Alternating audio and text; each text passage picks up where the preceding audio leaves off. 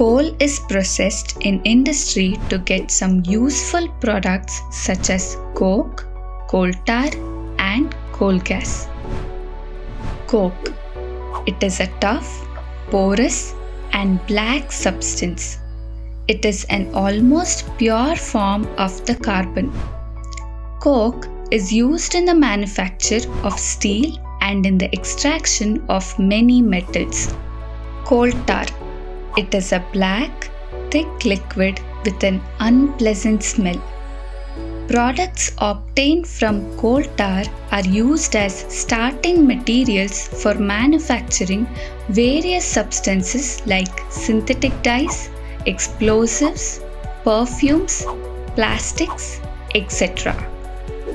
Interestingly, naphthalene balls used to repel moths and other insects are also obtained from coal tar. These days, bitumen, a petroleum product, is used in place of coal tar for metaling the roads. Coal gas.